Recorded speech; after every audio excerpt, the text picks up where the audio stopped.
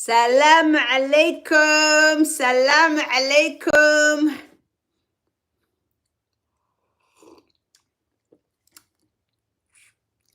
Welcome, welcome, welcome. I am excited.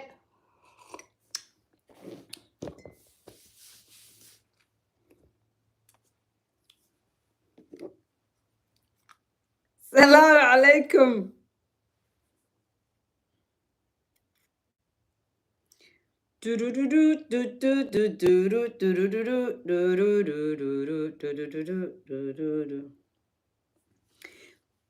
كيلاب تراعي عندما سنابا تيديا مدالي اسنك أنك مدوب اسناي مدري حوالي ودوغلي كيلاب تدونتي عندما سنابا ديديا مداي اسناي مدري أنك ما تنبي علي بدون. السلام عليكم ورحمة الله وبركاته.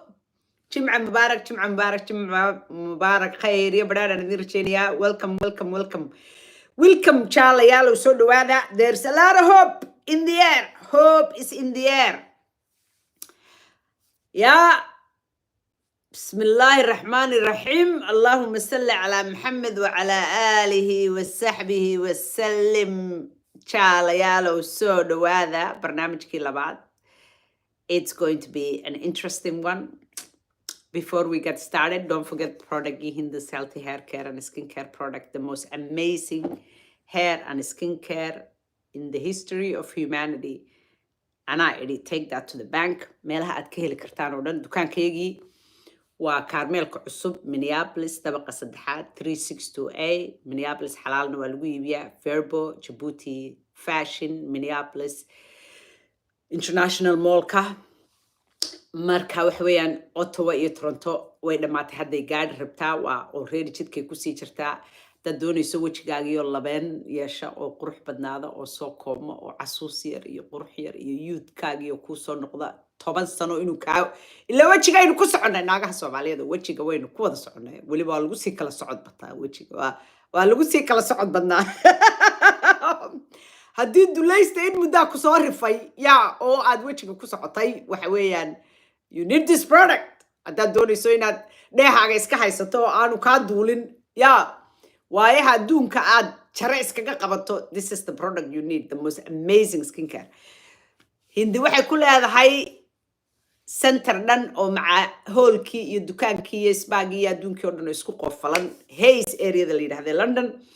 And comment section-ka halka ugu sarreysa ayaan kusoo bingareeyaa iyo description-ka marka programku dhammaado halkaa ka eegta meelaha aad ka heli kartaan oo dhan. Creamkii haaraha idiin soo socda dee oo targeted ah. Siramkani wuu biyaa haaraha wuu biyaa weliba isagu wuxuu u biyanayaa si aanay weligoodna kugu soo noqon. ma garanaysaa habeen iyo maalin gudahood kugumay dhalan haddaad doonayso wax markiiba haraka waxaas baa you need wax targeted ah oo mudday qaadanay laakiin kaa masaxa creamka haru soo socdaa. But this also wajigii oo dhan buu kuu giijinayaa dib buu kuu yaraynayaa finankii iyo badmadowgii iyo dheehiyo wixii deehaagii buu kuu soconayaa waxaasoo dhan buu kaa erase garanaya. It's like a sticker. You have never seen anything like it. And I mean it. Anyway. على كل حال comment section halka ugu sareysa ka egta. ninkii taramaha hadde rajo ayaa soo socota. rajo weyn ayaa soo socota. Welcome habaryar miski ay gacalisa jimca mubaarak. ninkii wallahi bille nimankii cadcadaaya xiniyaha ay nimankani haysteen sidaa u haysteen maantum bay bilaabayaan inay iska xoreeyaan koofiyad yar. jabkoodii baa soo socda. jabkoodii baa soo socda. wallahi bille jabkoodii baa soo socda. yaa miidihii ay adduunka ku qabsadeen iyo finance-kii ay adduunka ku qabsadeen labadiiba afgembi. miidihii already legacy media afgembi buu dhacay.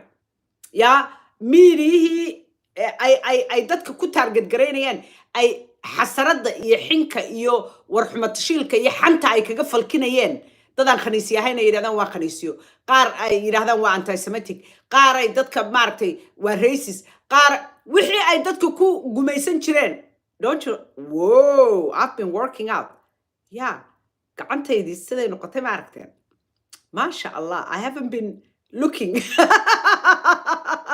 halkaas u maamba imika iska arkay definition kaasaba waba yeah you know markaad workout garaysid for a while you don't kama fikirtid inaad maaragtay isu aad meelaha qaar iyo eegto waqti bay qaad yaa woohoo yaa wow yaa anigiiba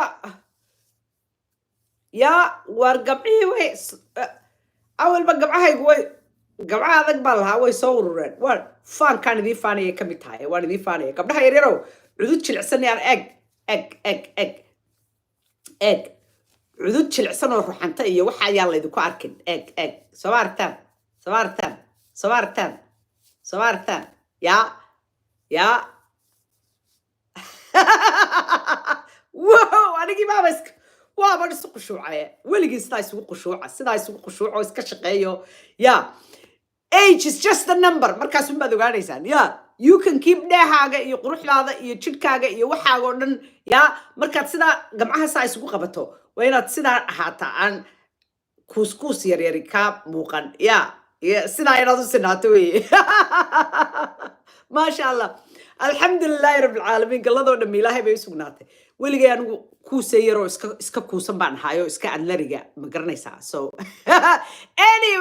anyway waxba hadaliyaan idinku daalinayna ninkii leegasi miirihii horta afgembi buu u dhacay cidinama daawato shidna cid dambo ka qaadataa ma jirto kowdhe miidiyahoodii afgembi buu u dhacay nobody takes it seriously anymore thank you habaryar taaray kowdhe waxaan idin tusayaa nimankii siday u faraxsan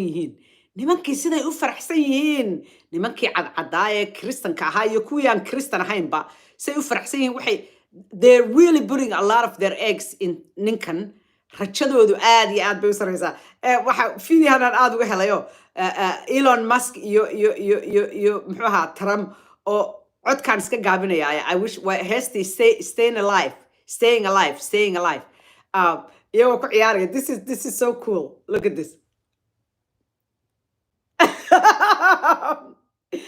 yeah it's computer generated laba nin oo kala ciyaaraya laakiin Trump iyo waxay iska dhigeen iyo magaciisii iyo Elon Musk nimankii caddaa xiniyaha la hayay way is xoreynayaan waxaas waxay u dhacayaan koofiyad yar bay iska xoreynayaan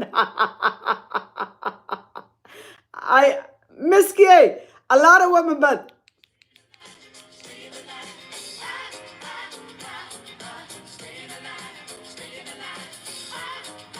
waa iska gaabinaya yaan laygu qabsanine waa naaga badan oo ooyaya waaba intaasoo AK habaryar welcome I miss you I haven't seen you for a while naaga badan oo ooyaya maxay la ooyayaan berigiiba doorkii hore uu isagu weynay baan sidaa u ooyay anigu yeah so naxdin iyo shock like markuu heartbreak kugu dhaco ee lagu dhamgareeyo weligin ma laydin dhamgareeyey or when you're just heartbroken ba without lagu dhamgarayna dee aad qofkii caadi u kala hadhaan laakiinse dee aad yeah aad your heartbroken ood isku naxdood marka hore you grief marka hore shock marka dambe waxa weeyaan qaadan waa marka dambe grief marka dambe muxuu ahaa isku buuq saasay ku dhacday doorkii hore Trump yimi laakiin haddeerto hoostaan ka rabay inay naagtu luus garayso iyo dimuqraadisku si ay u arkaan awoodda waxa la yidhi 15 million waxay luus gareeyeen dimuqraadisa ayaa waxay noqday 5 stages of grief habaryar baa igu dhacay waxa la yidhi 15 million ayaan food garaynin waa kan yaa khalkhal some of my friends by la soo hadlay waxay leeyihin are you okay how can we help you are you American citizen I'm more citizen and more patriotic than you qoyanay ay daaban kule wiilkan ka shaqeynay did not vote for either candidate 15 million Democratic voters did not vote for either candidate for president in this election. That's the Gaza protest vote. Indeed. It wasn't just Dearborn. It wasn't just Arab Americans. It was millions of lefty Democratic voters saying, but I can't vote for genocide. Yep. I don't want to vote for Trump. I refuse that, but I can't vote for genocide. And if Indeed. you hear that and you say, but Donald Trump will, then you're completely missing the point. The Yep. Democratic Party needs a better position on Gaza than, well, that's what Netanyahu wanted to do. Welcome, Hamdai. There are millions of Democrats holding your feet to the fire, holding the Democratic Party Yeah. accountable for what it has done. And now the bill has come. The chicken has come to the the chicken has come to roost. Yeah. Wallahi billahi talai. Code. Anyway, ninkii waxyaabaha uu damacsan yahay xaalku waa bariga dhexe. Ninkii Trumpha waa kan. I think he's up to something. I think he's up to something shocking. Shocking in the best possible way. And waxaan idin tusayaa all the companies and organizations go bilaabayo to dismantle. Yeah. And to dismantle the deep state and reclaim our democracy from Washington corruption once and for all. And corruption it is. First, I will immediately reissue my 2020 executive order restoring the president's authority to remove. Here's my plan to dismantle. Anyway, tolo xaguu iga aaday may. This is very important. Toban shay oo uu sameynayo to dismantle the deep state, and I honestly think he's going to do it. I think this is done for Democratsky. Yeah, waa kan sug haddaan just wait. I think this is very important. Number one, we're dismantling the feds. The feds. waxaan oo dhan waa waxyaabaha awoodda siiyey nimankan koofiyad yar. Yeah. waxyaabaha awoodda siiyey nimankan koofiyad yar weeye waa kan. Okay, waa kan. Yes. State and reclaim our democracy from Washington corruption. This is so important. Once and for all. And corruption it is. First, I will immediately reissue my 2020 executive order restoring the president's authority to remove rogue bureaucrats, and I will wield that power very aggressively. Second, we will clean out all of the corrupt actors in our national security and intelligence apparatus, and there are plenty of them. The departments and I think this agencies time that it's have been different. weaponized will be completely overhauled so that faceless bureaucrats will never again be able to target and persecute conservatives, Christians, or the left's political enemies, which they're doing now at a level that nobody can believe even possible. Third, we will totally reform FISA courts, which are so corrupt that the judges seemingly do not care when they are lied to in warrant applications. So many judges have seen so many applications that they know were wrong, or at least they must have known. They do nothing about it. They're lied to. Fourth, to expose the hoaxes and abuses of power that have been tearing our country apart, we will establish a Truth and Reconciliation Commission. I love this. To declassify and publish all documents on deep state spying, censorship, and corruption. And there are plenty of them. Fifth, we will launch a major crackdown on government leakers who collude with the fake news to deliberately weave false narratives and to subvert our government and our democracy. The days of When legacy possible, media we is will done. press criminal charges. Sixth, we will make every inspector general's office independent and physically separated from the departments they oversee, so they do not become the protectors of the deep state. Seventh, I will ask Congress to establish an independent auditing system to continually monitor our intelligence agencies to ensure This is big. they are not spying on our citizens This one is or big. running disinformation campaigns against the American people, This one's or big. that they are not spying on someone's campaign like they spied on my campaign. Eighth, we will continue the effort launched by the Trump administration to move parts of the sprawling federal bureaucracy to new locations outside the Washington swamp.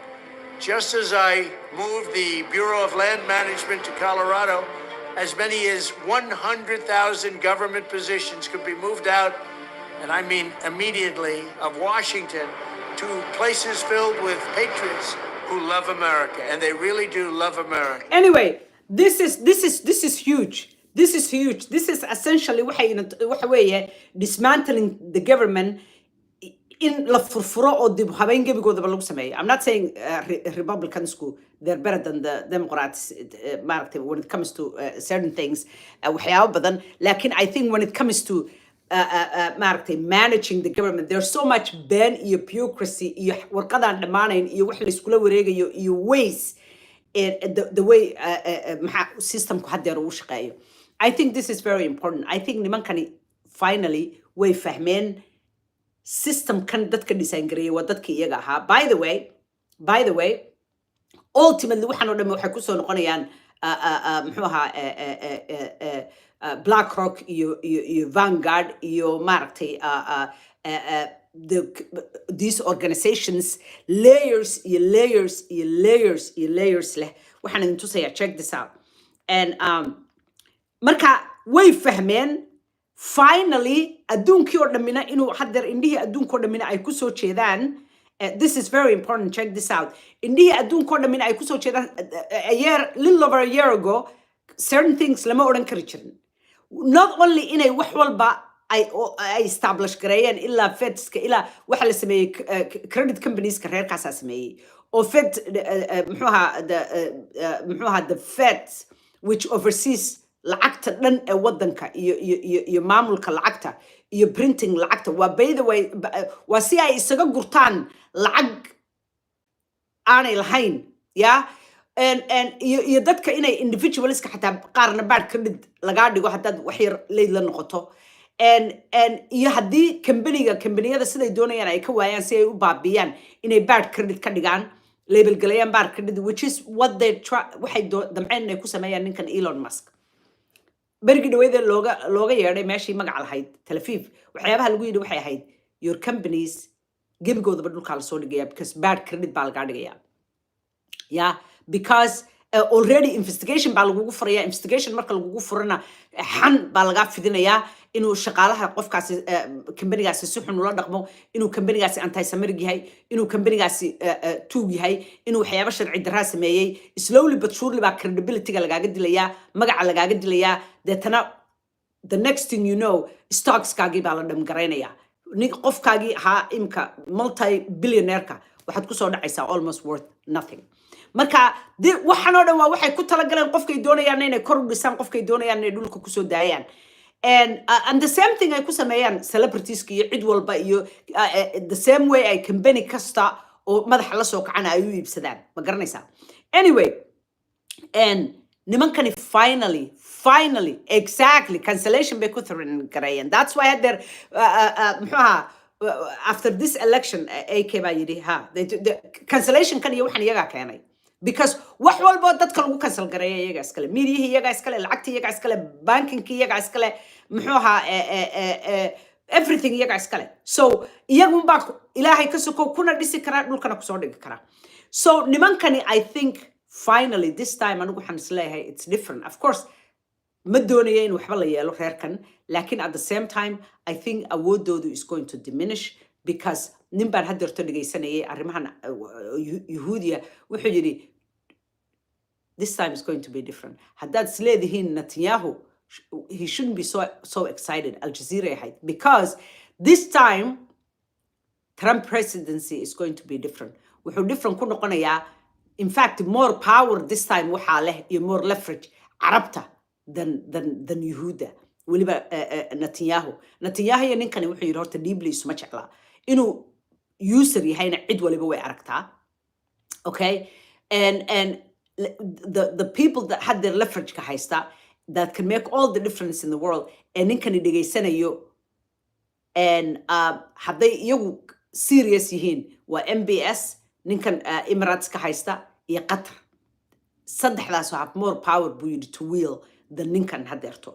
And by the way, I truly believe that. I think the world is ready inay iska xoreeyaan nimankan because nimankan iyada oo aan la doonaynin. By the way, already hadda waxa soo baxday and hadalkii ugu dambeeyay uu ku yiri Netanyahu a little over a week ago oo ahaa dagaalkan Gaza iyo Lebanon ba waa inuu soo gabagaboobaa before I take office.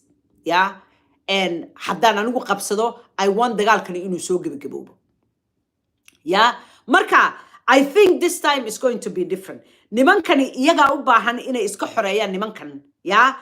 And horena anigu waan idinku sheegay ninkani at least dhegta kalena waxa wuxuu sheegayaa nimankan cadcad ee og in la haysto because iminka Twitter markaad gasho xataa caddaan aan muslimka jeclayn oo carabna jeclayn cidna jeclayn laakiinse at least fahmaya hey the enemy of my enemy is my friend adiga iyo iyagaba labadeennaba nimankani wayna necab yihiin nimankani wayna duleeyeen madaxay nagaga taagan yihiin xiniyaha ina haystaan kulligan waynu u baahannahay inaynu iska furfurno waxaa jira caddaan badan oo iska kristano hadday doonaan diinna haysano laakiin doonaya inay iska noolaadaan oo waddankoodana xor u ahaadaan cid kalena aan doonayn in wax la yeelo waxaad ka garanaysaa haddeer dadkii siday u kaceen ma garanaysaa ee ay arrintan qasa uga gelgisheen so many people aan muslimna aqoon muslimnimana danka lahayn diinna danka lahayn laakiin haddana arrintan aad uga gelgishay marka check this out waxyaabaha dhici doona very interesting. Politico. Some of the president's-elect's advisors have suggested that you should resign. So this is if he asked you to leave. This is the feds, and marka waxa la weydiinayaa the German. His name is Jerome Powell. Cidan iyaga ahayna ma qabsato. Always the chairman of the feds. It's always waxa weeyaan waa reerahaas. And marka waxa la weydiinayaa hadduu madaxweynuhu bal hadda eega bal waxyaabaha ay sameeyaan waa dagaalkii I think after World War II miyaa la establish gareeyay bal waxyaabaha ay sameeyaan waa department dhan that answers to no one cidna walaa madaxweyne walaa congress unbaa dumin kara because ultimately iyagaa dhisay laakiinse waa it's almost a different entity bal hadda dhegeysteeda Would you go? No. Can you follow up on, do you think that legally you're not required to leave? No. No. Keep it to me. The clip you just saw, we're about to play the full clip in a moment, is from just a few hours ago where the head of the Federal Reserve at a press conference was asked, if Trump tells you to step down, will you? And he says, no. And people are blown away saying, wait a minute, the president can't remove somebody? And that's actually the truth. The president cannot remove the head of the private Federal Reserve set up in 1913 that Ron Paul and countless others have been exposing. It is in control of the monetary policy of the United States. It is not part of the three branches, legislative, executive, and judicial. It's not in the Federalist Papers. It doesn't exist. In 1913, a private consortium of banks lobbied Congress, and on December 23rd, 1913, in a quorum call, only 3 senators passed the monetary coup or hijacking of our nation. Now, Powell at that same press conference said U.S. fiscal policy is on an unsustainable path, but they're the ones that are behind this unsustainable path. So just like the Trump re-election, everything that's happened in this country the last few years is a wake-up call for people. The general public is now waking up to the fact that, indeed, the Federal Reserve is private, run for profit, and is owned by private banks. Thank you, Mr. And has been consolidating power and vertically integrating the economic future of Americans into which their hands. iyagun baana soo dejin kara horaan u yara wadaya dhegeysta World government, a global cashless society, central bank digital reserve, saying he doesn't care about the president or anybody else for that matter because he's above the law. And then here's Alan Greenspan acting like he's outside above the law. Alan Greenspan was iyagu ahaa. Yes, the law says they operate and basically are more powerful than anybody in the government, but they're not the government, and the government can't stop them or interfere unless you abolish it. It's time to audit, expose, and then abolish the private, run-for-profit Federal Reserve. Here's Powell, the current chairman, and then Alan Greenspan. Yes, sir. The U.S. federal government's fiscal path fiscal policy is on an unsustainable path. The level of our debt relative to the economy is not unsustainable. The path is unsustainable. Do you believe that the president has the power to fire or demote you, and has the Fed determined the legality of a president demoting at will any of the other governors with leadership positions? Not permitted under the law. Not what? Not permitted under the law. Thank you. Another economic hangover after the pandemic is a sharp increase in the national debt. 30 years from now, it is projected to be $144 trillion, or $1 million per household. How do you assess the national debt? We mostly try very hard not to comment on fiscal policy and instruct Congress on how to do Where their is job. that money going? lacagtaas xaggee ku socotaa ya future generations baa laga sii deymanaya xaggee aadaysaa waxay aadaysaa ultimately dad taajiriina iyo big corporations ayay jeebabkooda gelaysaa ya waa system ay ugu talagaleen maalinta maraykan aynu ka dherigno inaynu jilbaha dhulka ugu soo dhigno sida qalfoofta ha u kala daatee Actually, they have oversight over us. But is the national debt a danger to the economy, in your view? In the long run, the U.S. is on an unsustainable fiscal path. The U.S. federal government's on an unsustainable fiscal path. And that just means that the debt is growing faster than the economy. I have the sense this worries you very much. Over the long run, of course it does. We're borrowing from future generations. It's time for us to get back to putting a priority on fiscal sustainability. And sooner is better than later. We don't want the labor market to. waxaan rabaa waxyaabaha nacam waxaan idin tusayaa this guy who happens to be Palestinian of all people, the way he explains it is so brilliant. The president of Ecuador, Meelaha, I love how he explains this. It is so brilliant. Allah xagu iga aaday, Allah I had it xagu iga aaday. It is nacam essentially waxayna tusaysaa that America is really wadankani waa la hayste gebigiisuba waa la hayste alla xagu iga aaday sug hadda anaga halkan inuu igu jira. It is so incredible. Sug marka adigu calaa kulli xaal isku soo duubo. And I think nimankan haddeer maraykanku way soo jeesteen. I think nimankan inay iska furfuraan bay doonayaan. I think this time it's completely different than sidii ay awal ahayd. Ee ahayd the usual way of doing business. I think those days are over. I think this time around, ninkani, yes, gabadhiisu waa Yahuudiyad. And caruurta awowga u yahay waa Yahuud dooni maayo in wax ku dhacaan laakiin I think wuxuu doonayaa in uu wadankan ka furfuro. I think he wants to leave a legacy. This time around legacy buu doonayaa inuu ka tago, and that legacy I think waxa weeyaan inuu Maraykan ku xoreeyo nimankan, in Maraykan dagaalo dambe iyo interference dambe iyo wadamo dambe oo maaragtay of course it's a world superpower, or the superpower na waxa weeyaan and of course xogaa faragelinayo way iska jiraysaa dee in yaroo xogaa ay muscleskooda flex garayaan.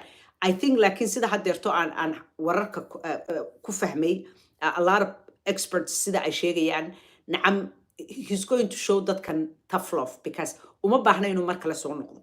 He doesn't need to come back. Ninkanina ultimately wuxuu jecel yahay in la ammaano, and at the same time xoogaa qarashana wuu iska doonayaa carabtaasi hadday xoogaa u yaro dhiibaan ilaa 5 bilyan haddii la siiyo lana yaro ammaano lana yidhaahdo waxa weeyaan dhowr meeloodna waa kuugu magac daraynaa wadamada islaamka. I think he will make a deal. And midda kale anigu I'm encouraged because waxa weeyaan rajadaydu waxa weeyaan maadaama Putin haddeer wuxuu yidhi I'm ready to reset. I don't mind maaragtay for a new reset. Haddii ay dibu bilow iyo maaragtay button cusub oo dib loo taabanayo iyo wada hadal, I don't mind, ma garanaysaa.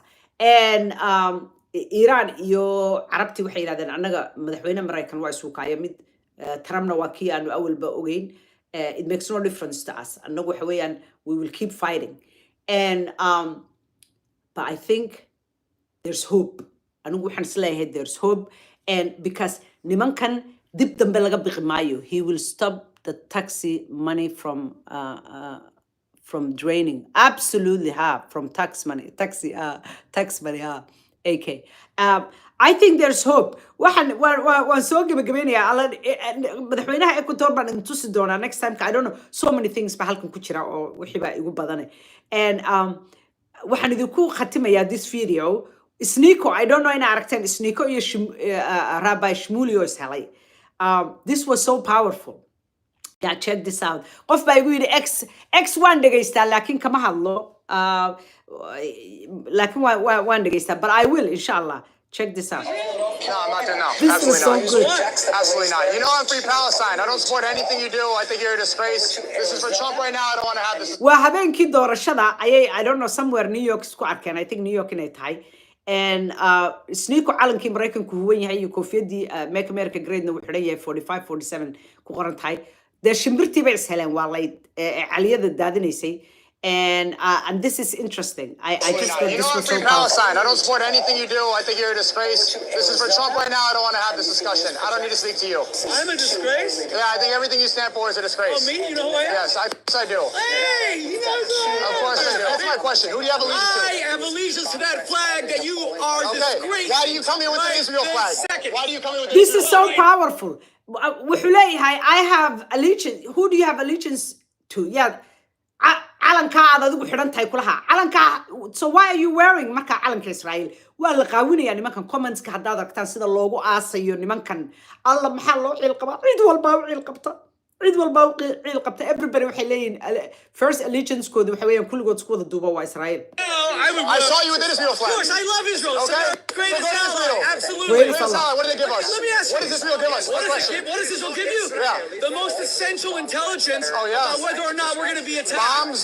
What we give you, Israel gives us is the What happened? the most essential intelligence whether or not we will be attacked dadkoo dhan waxay soo qoriyeen it's because idinka attack sameynaya how come intelligence ka u heshaan annaga agencies ka yaga oo idinka idin siiya intelligence ku ay heli waayeen sa idinku heshaan it's because you're the one doing the attacks in the Middle East. The did Of course Israel did 9/11. Of course Israel did 9/11. This disgusting Disgusting. What else did we do? Okay. Did we kill ourselves? I don't know. You started a dildo business with your I'm daughter. going on an exit. I saw you dance on a child at a wedding. No, sir. You No, twerk sir. on No, children. sir. Why did you tell him to go back? He was born here. What are you talking about? So was I. Why should I go? You're the only one should I go? who has allegiance to another country. You should fuck off to Israel.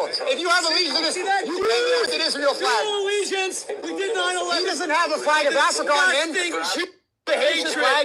You came here with an Israel. True hatred. Who hates Jews? Anti-Semitism. you're not even Look at this. Another Heli. Are you a I love this I just love this adiguba waxaa tahay Soomaali gabar ah reer Israel maaniga Israel kii weeye waa wixii fadaraha ahaa abaha iyo sinjigaaga wasa orodoo naga tag doqon yahow doqon ku dhalay waa mid xun oo Saleebaan la yiraahdo maalin walba waan meelahaasan ku xooraa haddana way daba socdaan sida xoorka wixii soo qoray fadxiga adigu waa xatay gabadh Soomaaliyeed oo reer Israel baa iyo sinjigaaga was marka waxa weeye things are different adduunki waa isbedelay oo waxaan idin tusayaa this is very tanaan idin ku xidhayaa and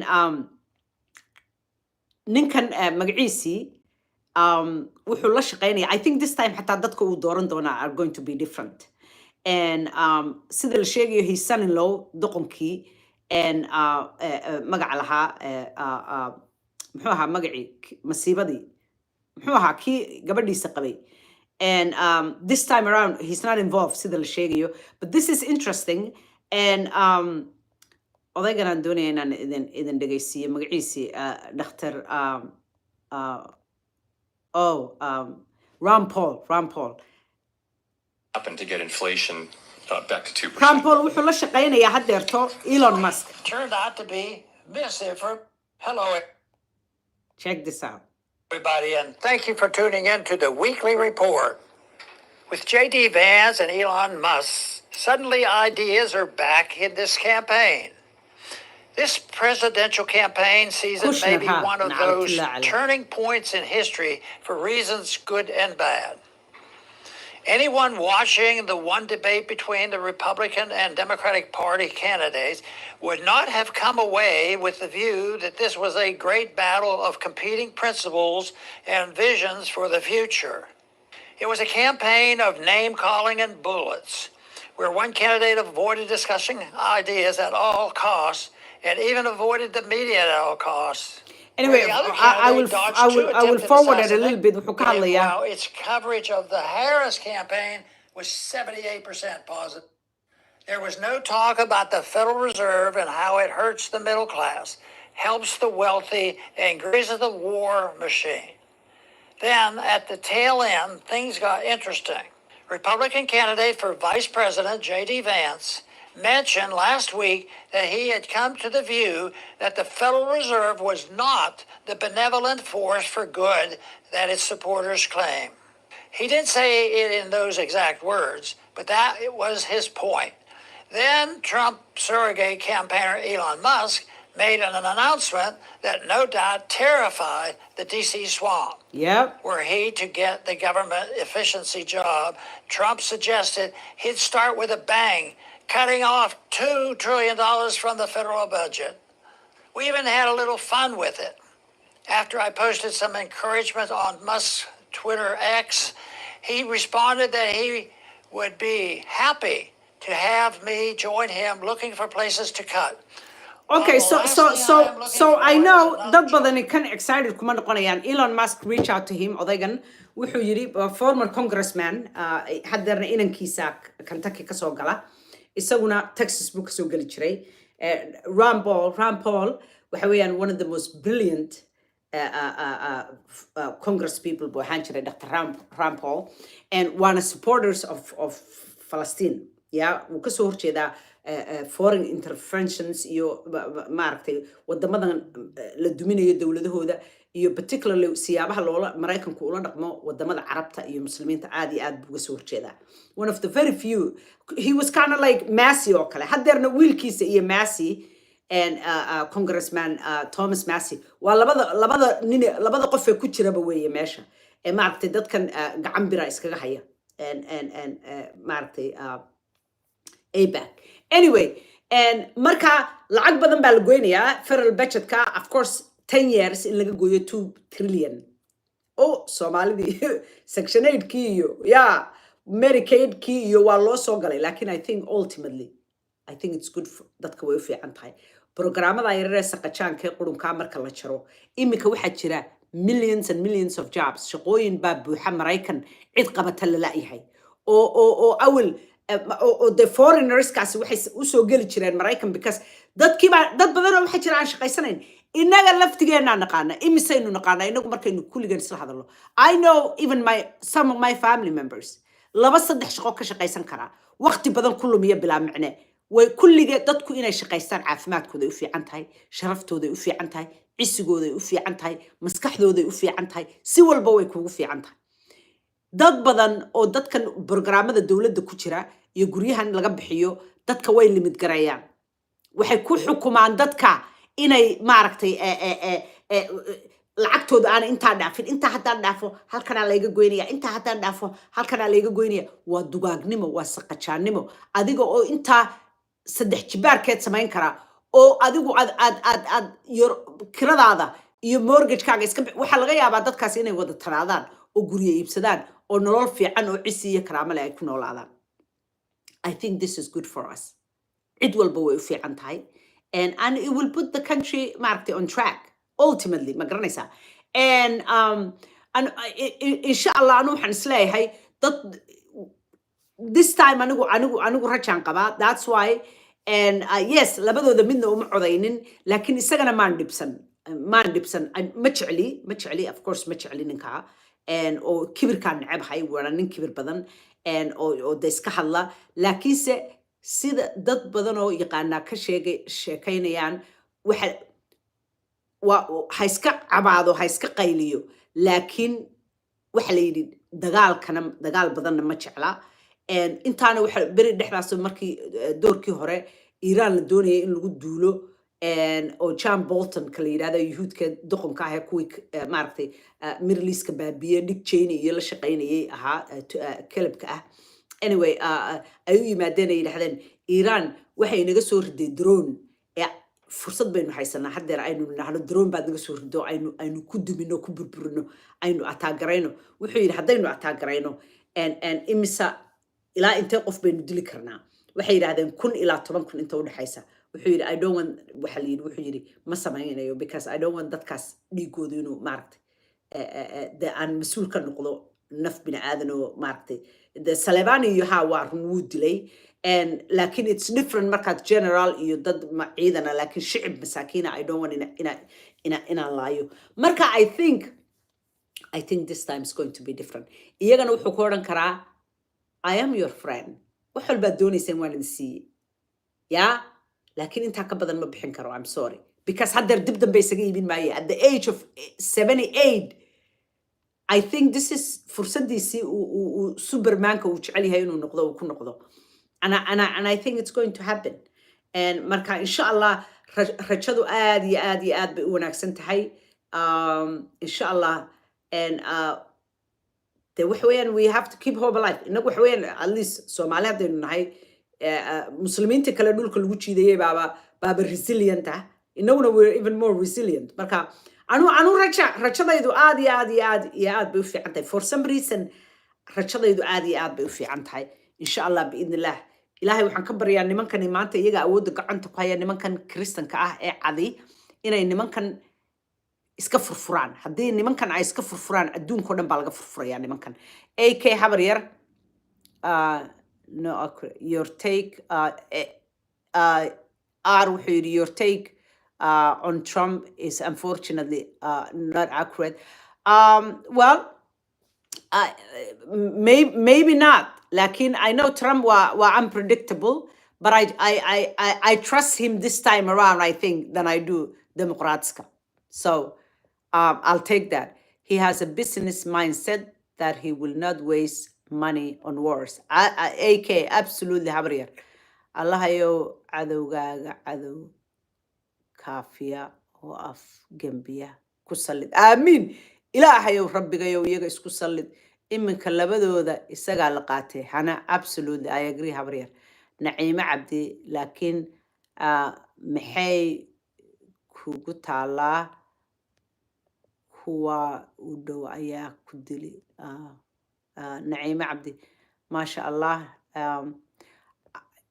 I think I don't know I think anigu waxaan isleeyahay it's like reer Somaliland waxaan la ogeyn isku dagaala Somali order sir Somaliland ma Jared Kushner Allah soo qabto ka la nibciya this time waxa la yidhi he's not going to be as involved marka anyway khayr iyo baraan idin rajeynayaa don't forget buugaygi ya habar yar AKO xagaad joogtaa de buugaygi habar yar akhriyo review ka bixi de habar yar I'm going to blackmail you emotionally khayr iyo baraan idin rajeynayaa nabaday I gotta go